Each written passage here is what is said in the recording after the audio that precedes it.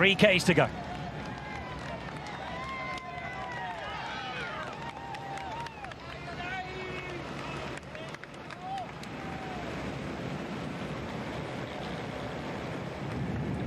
Let's follow those chasing in. It's Martinez with Thomas, Pellizzari, O'Connor, Tiberi. It's going to be a big result for Italy, the best young rider. That's not going to change now. Antonio Tiberi will be taking a prize from this Giro d'Italia.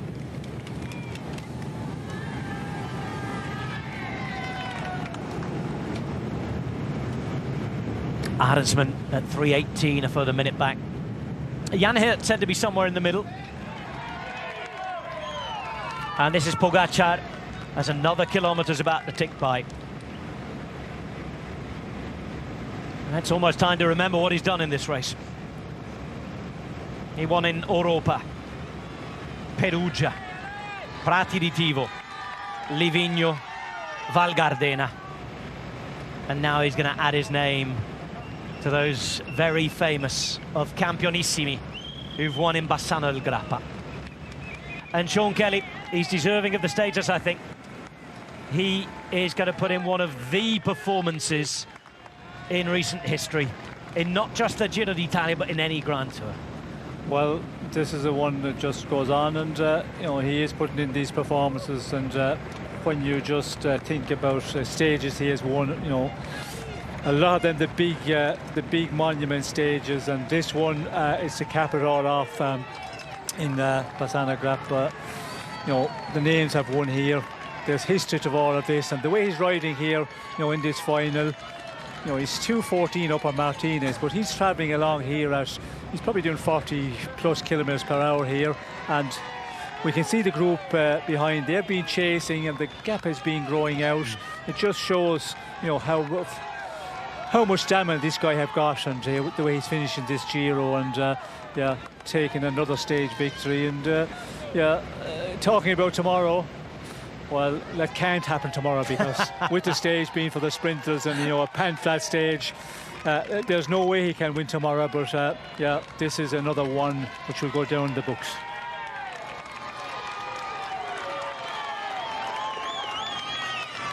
Tadej Pogačar, all alone. The pink jersey in the Veneto, the most serene of solo arrivals to the line. On his own on the road, and it's the same story at the top of the standings. The general classification at this Giro d'Italia is going to be won by somebody who's taken 6 stages and almost in and around 10 minutes on his rivals. Surviving a double shot of Monte Grappa in a Giro that's been attacked at record speed. The latest of the Campionissimi. His name is Tadej Pogačar. Into Bassano del Grappa.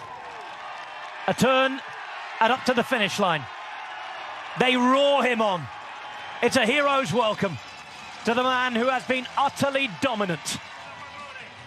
Coppi and Merckx both won here. And Pogačar is a name that increasingly seems at home with those two greats. Tomorrow, failing incident or accident on the roads of the eternal city Rome, Tadej Pogačar will win on debut the 107th Giro d'Italia. It's Pog in pink, perfection. A real hint of the greats about that performance.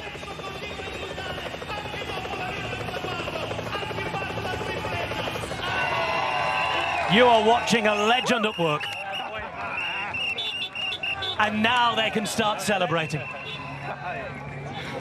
Just a procession, ceremony to follow. And Pogačar has won the Giro.